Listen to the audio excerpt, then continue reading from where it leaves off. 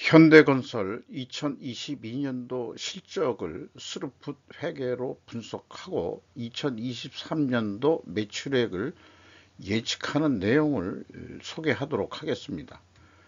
매출은 17% 증가했고요. 영업이익은 21.8%가 증가했습니다. 포괄 가공비 배부 재고자산 회전율은 4.6회전으로 나왔습니다. 이것이 높은 회전율인지 여부는 별도로 건설 3사를 비교하면서 나중에 또 별도 방송을 해 보도록 하겠습니다. 구독, 좋아요는 제게 큰 에너지를 심어 주시는 게 되겠고요. 꼭 부탁드리고, 그리고 1.5 배속을 좀 보시기 바랍니다. 제가 좀 말이 느린 편이니까요. 먼저 원가회계 손익으로서 매출이 거의 12조 원을 달성해서 16.9%, 17%가 증가했는데, 이게 포괄 가공비 배부 재고자산 미천고공사 포함입니다. 16.6%가 증가했습니다. 거의 매출액과 비등하게 올라갔기 때문에 스루프 관점에서는 바람직하다 이렇게 보는데, 이게 좀 적게 증가했으면 더 좋았을 거예요. 스루프 관점에서는. 그러나 이제 원가 회계에서는 재고의 증가는 이익의 증가니까 좀 결산할 때 유리하게 좀 나오게 되죠. 매출 원가가 19% 증가했죠. 요 0.3% 차이가 이건 아니죠. 이거는 매출 원가가 19%니까 더 올라간 거죠. 그러니까 매출 총이익이 3.9% 떨어졌고 판매 관리비를 좀 줄였습니다만은 영업이익이 3,463억 원으로서 전년보다 13.5%가 증가한 것으로 원가 회계는 결산이 됐습니다. 그러면은 스루풋 을 2023년부터 건설사의 하청 공사 도급 외주비를 매출에 변동하는 매출 재료비 성격으로 인식을 해서 분석을 하고 있습니다. 처음부터 그렇게 조정을 했기 때문에 이 매출 재료비라는 거에 외주비가 포함되어 있습니다. 이것이 21.1%가 증가했어요. 그러면은 더 증가했으니까 매출 증가보다 원재료 가격과 외주비가 크게 상승했다라고 일자 추론을 해볼 수 있겠습니다. 스루풋율이 2.7% 하락했으니까 마진율은 떨어졌다 이렇게 볼 수 있겠고요. 운영비용은 판매 관리비는 줄였습니다만 운영비용 2.8% 증가했습니다. 이 제조업은 가공비라고 얘기하겠지만 이거는 현장 운영 비용이 좀 들어간다. 이렇게 이제 말을 바꿔서 얘기할 수 있겠죠. TOE 생산성이 그래서 증가를 했고요.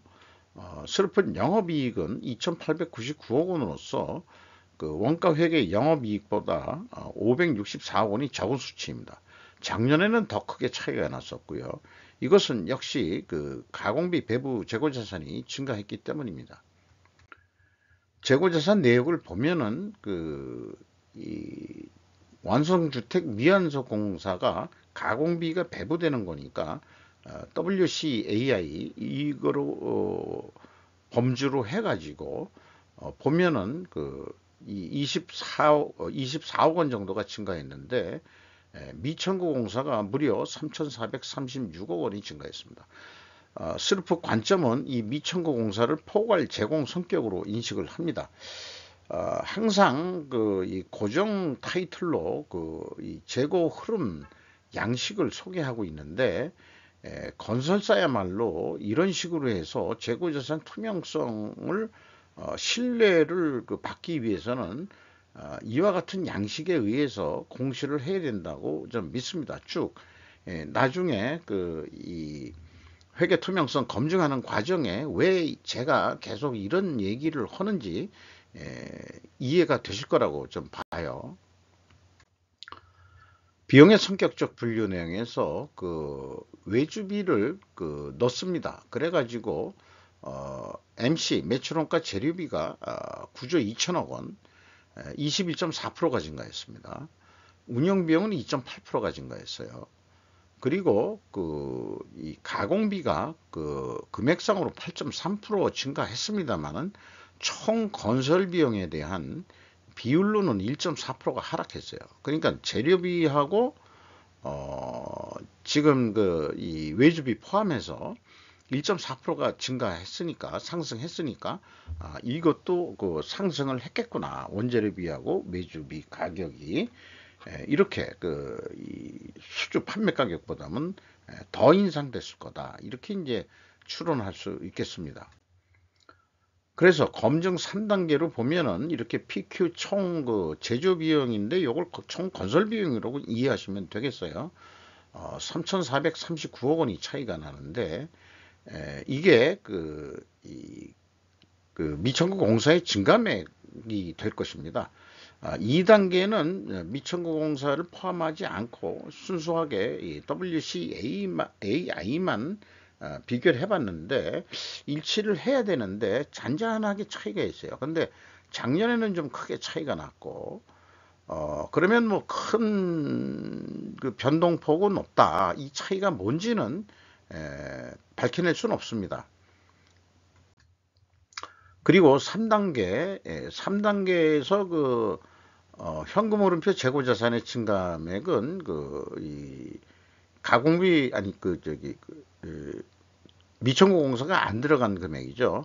그리고 재무상태표 재고자산 명세는 제가 이 미천구 공사를 포함한 금액입니다. 그래서 갭이 4,514억 원인데 미천구 공사 증감액을 빼면은 일치해야 되는데 크게 1,000억 원 차이가 납니다. 작년에는 57억 원 차이가 났는데 그리고 2020년도에는 100억 원. 이게 뭔가 좀 불투명합니다. 이게 현금 흐름표도 안 맞아요. 그러니까 앞서 재고 흐름의 양식대로 왜 해가지고 맞춰야 되는지 건설사들이 대부분 맞아떨어지는 데가 별로 없습니다. 그게 문제입니다. 우리나라 건설업이란 게. 이제 일반적으로 그러면 부식회계 많이 하지 않느냐, 이익 조정을 위해서 이런 이제 선입감을 지울 수가 없는 거죠. 그리고 미천구 공사 금액도 차이가 너무 큽니다. 이렇게 나올 수가 과연 있느냐? 미천구 공사 현금 흐름표상에 요건 미근데 마이너스면은 요걸 현금식으로 읽으면 3,964억 원이 나갔으면은 미천구 공사가 3,964억 원이 증가해야 되는데 3,436억 원뿐이 증가를 안 했다. 그러면 528억 원이 어디다가 돈을 빼먹었느냐, 어디다 공금 횡령을 했느냐, 이렇게 물어볼 수 있는 거죠. 이게 근데 2021년도는 2,653억 원이나 차이가 나고 요거는 뭐가 좀 인용이 잘못됐네요. 인용이 요거는 이제 빼주시기 바랍니다. 요거는 아닙니다. 제가 좀 요거는 에러를 냈습니다. 저도 분석을 하면서 가져오는 거에 실패를 했군요. 나중에 정정하겠습니다. 운영 비용에서 인건비가 좀 뭐 관심사인데 직원 수를 578명이나 증원을 시켰어요. 뭐 매출도 그렇게 많이 안 늘었는데 아까 17%였죠. 578명까지 이 직원 수를 증가시켰는데 그래서 일단 한 6,902명이 됐습니다. 그리고 평균 임금이 1억 4,170만 원. 뭐 5.7% 정도 인상이 됐는데 여느 제조업보다도 건설업종에서 고임금으로 평균 임금이 이렇게 높다는 것은 대단히 높은 임금들을 받고 건설업에 종사한다. 현장 가서 뭐 내근하는 사람도 있겠지만 대부분 현장에서 일하는 사람들이 많을 테니까 이렇게 뭐 많이 받을 만할런지 모르죠. 이것도 나중에 건설 3사를 비교하면서 현대 건설이 어느 정도 수준인지 또 비교해 보면 재미있을 것 같아요. 그리고 모든 비용을 기타 비용으로 좀 몰았는데 참고적으로 CEO가 2021년에 바뀌었네요. 이원우 씨라고 1954년생인데 은퇴를 그러니까 뭐 저 같은 경우에는 벌써 은퇴를 당하는 거지만 당했다기보다도 되는 나이인데 그렇게 뭐 또 그 밑에 그 후임이 그렇게 또 그렇다고 세대 교체까지는 아니고 이 사람도 나이가 꽤 먹었네요. 1957년생 6연중시로 영준시로 좀 늑스부리한 사람들이 이 대표로 포진을 하고 있군요. 경영평가 지표로서 요게 이제 이 미천국 공사 포괄 가공비 배부 재고자산 회전율입니다. 한 0.1 회전 정도 상승을 했죠. 상승을 했고, 근데 슬픈율은 떨어졌죠. 그러면 역방향이면은 분식회계 개연성 가정을 합니다. 그러면은 우리 현대건설은 그런 데가 아닙니다라고 그럼 반증을 하세요. 그러면 어떻게 해야 되냐? 원재료 가격 하락과 수주 판매 가격 하락으로 입증해야 됩니다. 그런데 건설 자재가 하락했을 리가 없죠. 어, 그러면은 이게 아마 이 반증이 안 되는 거 아니냐라고 이제 선입감이 이제 들어옵니다. 그런데 이제 총 자산 회전율은 좀 증가를 했어요. 충분히 자기 총 자산에 대한 활용도가 많이 좀 좋아졌다. 한 10% 정도 또 좋아졌다. 이렇게 볼 수 있겠어요. 자, 그러면 원재료 가격이 하락했어야 되는데 단순 평균으로 17% 올랐어요. 그런데 수주 판매 가격은 얼마인지 모릅니다. 아파트 가격이라도 좀 공개를 해야 되는데 아파트 가격도 안 내놨어요. 대우건설은 아파트 가격을 내놨는데 그거는 그냥 평균가로 한 거지 아파트 가격만이 아니고 또 이런 어떤 수주공사 이런 것들이 많으니까 그게 이제 일일이 어떤 단가 표시하기는 어렵겠죠 현실적으로. 원재료 가격은 하락이 아닌 상승이 상식으로 입증에 불과하고요. 수주 판매 가격은 기결정된 사항이나 원자재 가격 상승 시 변경 계약을 요구하는 사태는 둔촌 주공에서나 보이나 해가지고 건설업체가 거기 뭐 유명하다는 건설업체는 다 들어가 있죠. 메모도 공사 현장이니까. 그런데 그 공사 중단을 하는 게 워낙 그 가격이 올라가지고 이 지금 계약한 단가로는 못한다 해가지고 어 그래서 이런 걸 보면은 그런데 이 광급공사 같은 경우에 자재값 올랐다고 정산해 주셔라고 할 수 있을까요? 직접 경험이 없으니까 모르겠습니다만 정부가 그거 해줄까요? 그거 감안해서 견적서를 냈어야지 이 사람아. 어? 이렇게 되고 또 그거 글쎄요. 그래서 민간 수요자들만 봉이냐 뭐 이런 생각을 해봤는데 에, 일반적인 어떤 이 원자재 가격의 변동폭이 일정 수준 이상이 넘어갈 때면 뭘 할 수 있다 하는 그런 계약 조항들이 뭐 없지는 않을 거예요. 그 광급공사나 이 민영공사나 이건 뭐 둔촌주공 같은 경우에는 조합원 대표들로 해가지고 조합이 하는 거니까 참 조합이라는 거 만들어서 하려면 참 말들이 많고 뭐 저건 그쪽 분야를 잘 모릅니다만은 매우 힘든 과정이라고 그래서 어떤 사람들은 스트레스 받아가지고 못 살 것 같다 그래서 아예 재건축하자 그러면 아예 그냥 난 팔고 나갈래. 이런 사람도 많다고 그러더라고요. 얘기를 들어보니까. 그래서 이 수주 잔액을 보면은 58조로 매우 크게 가지고 있습니다. 10 아까 3조 정도 했나요? 11조인가? 이거 기억이 금방 했는데도 잊어버리네.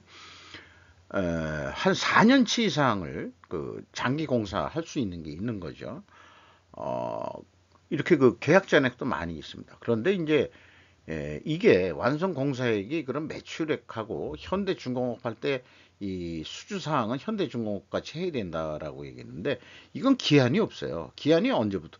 현재 진행 중인 건 다 그냥 집계를 하는 거죠.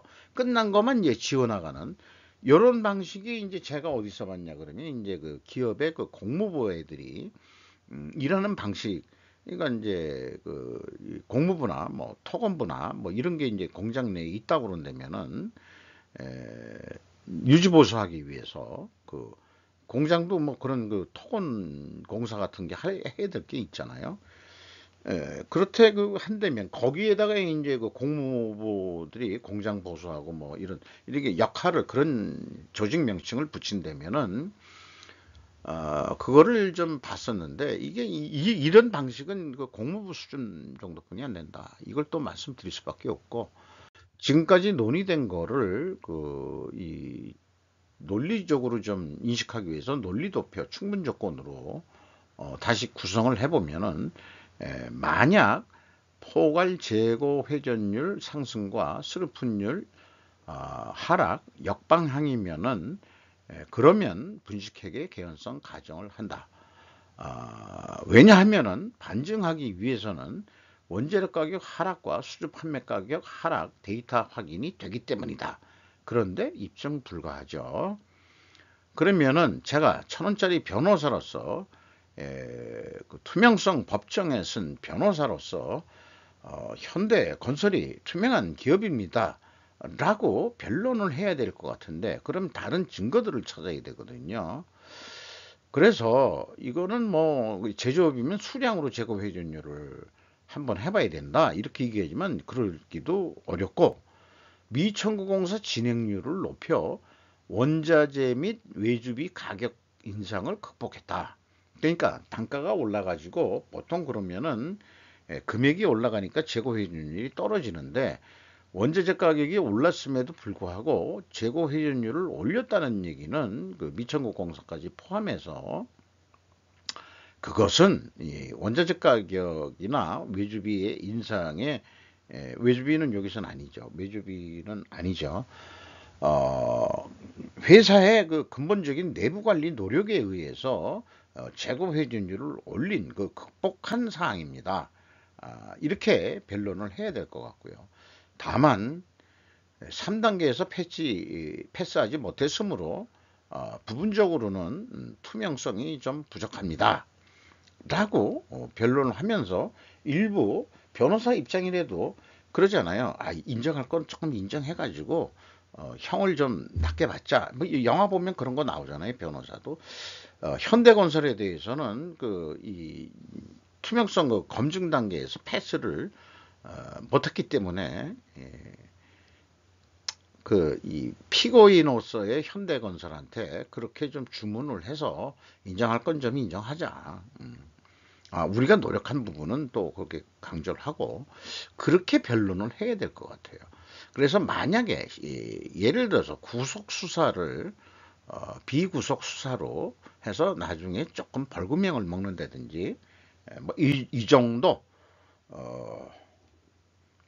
제가 소설을 이렇게 써봅니다. 네. 뭐 어떻게 하면 또 이게 딱딱한 얘기들을 재밌게 해볼까. 이게 분석하면서도 그 소설식으로 할 수 없을까 그런 생각도 해보긴 해요. 그래야 뭐 시청자들이 재미있어 할 텐데 근거 있는 걸 가지고 그 어떤 기사라든가 또 어떤 이런 것들이 히스토리컬하게 얘기가 될 때 또 사람들이 관심을 갖고 저도 그런데 흥미를 느끼거든요. 뭐 그렇단 얘기인데 이 분석이라는 게 원래 좀 딱딱하긴 한 겁니다만은 그걸 굳이 왜 하냐 그러면은 스루프 때문에 한대. 스루프 때문에 캐펙스 자본적 그 투자는 없고요. 거꾸로 줄어들었고 비유동 자산이 종속기업 비율이 뭐 그냥 거의 똑같습니다. 그 다음에 EAT 세후 현금 순이익이 6,793억 원을 돈을 벌어가지고 현금 수익률로는 그 9.1% 전년보다 2%가 감소했습니다. 그리고 채권자한테 3,967억 원을 갚아가지고 이자 부채 레버리지율이 19.5%에서 14.6%로 떨어졌습니다. 돈을 버니까 부채도 갚는 거죠. 이자 부채도.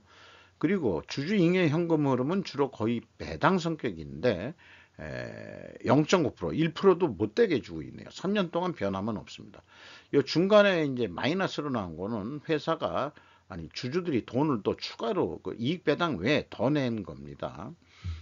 이게 그게 뭐 유상증자로 돼 있나 그런데요. 기억으로는 굳이 그거 백데이터는 인용을 하지 않겠습니다. 최종 1조 753억 원의 현금을 벌었다. 이렇게 얘기를 할 수 있겠습니다. 손익계산서에 얼마가 나왔든 뭐 3천 몇백억 뭐 이렇게 나왔지만 실질적으로 이게 왜 이렇게 1조 원이나 벌었다고 얘기를 하냐 그러면은 원가회계 손익에서는 돈이 현금이 안 나가는 것들을 비용으로 처리하는 게 많거든요. 특히 뭐 감가상각비 건설업에서 감가상각비 크게 작용하는 건 아닙니다만은 현금이 안 나가는 비용을 비용 처리해 가지고 이익이 적게 나오게 하는 그런 그 항목들이 너무 많아요. 그러니까 그걸 다 제하고 나면은 실제 번 돈이 1조 원을 벌었다. 이게 되겠습니다. 현금 버퍼율 뭐 작지 않게 가지고 있고요. 그 다음에 이익 잉여금률 20.3% 증가했습니다. 이렇게 해서 2022년도 실적을 가지고 여러 가지 그 인상된 변수, 요 예측의 변수를 어느 정도 잡느냐 그러면은 단순 무식하게 갑니다. 단순 무식하게 어저께 팔린 만큼 내일도 팔릴 거다. 근데 이제 조금 조정 들어가죠. 올해는 뭐가 자재값이 그 작년처럼 그렇게 많이 안 올 거예요. 인플레가 조금 잡힌다는데 이런 생각도 있고 그런 거 다 감안됩니다, 사실. 그래서 그 비율 조정을 합니다.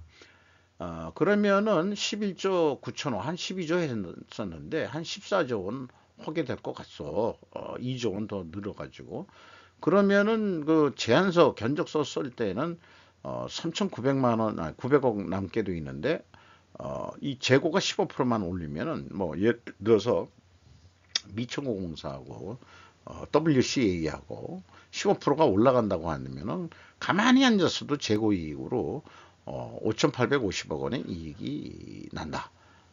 이렇게 되겠습니다. 그런데 15%를 줄이면 어떻게 되느냐? 적자가 됩니다. 이게 원가 회계의 맹점인 거죠. 그러니까 허구한 날 재고를 줄여라고만 얘기해도 재고 줄이면 적자 나는데 재고 줄이면 적자 나는데 모순 속에 살면서도 그걸 어쩌질 못하고 사는 그러니까 이 원가 회계의 노예가 돼가지고 살고 있다. 이렇게 표현해야 될 것 같습니다. 거기에서 탈출해야 되지 않겠냐. 좀 새로운 상식이 있는 세계로 이렇게 좀 생각을 해보게 돼요. 요거는 매번 뭐 똑같이 하는 얘기입니다만은 다시 한번 시간 나시면은 왼쪽은 원가회계 문제고 대안을 제시한다는 게 중요한 거죠.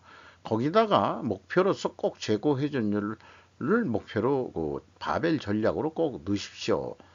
라는 얘기를 하는 거죠. 그래서 패러다임, 그 스루풋 패러다임으로 볼 때 먼저 어느 정도 매출을 해야 될 것 같냐? 그러면 최하. 그러면은 이게 보통 비슷하게 나와야 되는데 밑에 거하고 운영 비용이 한 3% 증가한다고 봤고 그 다음에 그 영업이익이 22%더 목표이익을 더 낸다 했을 때 12조 5천억 정도면은 될 거다 하는데 에, 매출 재료비 인상된 것만큼 여기에는 이제 외주비 포함입니다. 이 정도 또 올라갈 것 같다. 그리고 이제 이 매출 재료 비율과 그 스루프율은 변동이 없다. 그러니까 마진율은 변동이 없다. 했을 때 14조 한 5천억 정도가 나오는데 이게 한 그럼 2조 원 이상 차이가 나잖아요. 이런 것들이 그 왜 갭이 많이 나오게 될까 하면은 결국은 아직 그 이 상관관계라고까지 밖에는 말씀을 못 드는데 분석을 위해서는 이 그 회계가 인과관계 과학적인 방법으로 접근을 해야 되는데 지금 제 그 수준으로서는 뭔가 그 재고자산의 불투명성이 이렇게 갭을 나오게 만드는 거 아니냐. 투명한 기업은 이거 다 비슷하게 나와요. 그렇기 때문에 제가 그런 상관관계가 있다. 이렇게 지금 말씀드릴 수 있을 것 같습니다. 14조 원을 해야 되는데, 원가 회계도 한 14호 나왔었죠. 똑같은 금액으로 하면은, 원가 회계보다는 이익이 적게 나오게 되어 있습니다. 그, 스루풋은 똑같은 금액이라면은. 그러면 돈을 더 벌기 위해서 어떡할 거냐. 그래서, 미천공사 포함한 재고 회전율을 9.4%만 증분시키는데 성공해보자. 5회전만 해보자. 5회전. 아까 4.6점 몇 회전이었으니까 그러면은 원가회계에서 예상했던 대로 5천억 정도는 5천억대 이상을 영업이익을 낼 수 있다. 그런데 그 생산 감소라고 표했지만 건설 진행 정도가 늦어지면은 그래서 매출을 추가로 인식을 못한다고 그런다면은 계약했을 때 예상했던 그 영업이익에서는 더 이상 못 본다. 이렇게 말씀드릴 수 있겠습니다. 주가를 보면은 8,650원이 내려갔어요. 작년 말보다. 장부 가격 대비 63%로 떨어졌습니다. 자, 건설업도 그 시장에서 제대로 대우를 못 받고 있네요. 이러다가 50%까지 떨어지지 않을까 걱정입니다. 주주들이 현대건설은 막강한 현대차, 기아, 현대모비스, 삼총사가 현대모타그룹이 다 투자를 하고 있습니다. 국민연금공단 좀 들어와 있고 그 외국인이 24.46%나 되는데 네이버 그 증권 정보에 뜨는 거는 메릴린치하고 JP 모건 등이 눈에 띕니다. 이상 현대건설 2022년도 실적 분석을 해보고 매출까지 예측을 해보는 게임을 했는데요. 건설 3사를 한번 비교해서 좀 또 시간을 가져보는 것으로 하겠습니다. 마치도록 하겠습니다.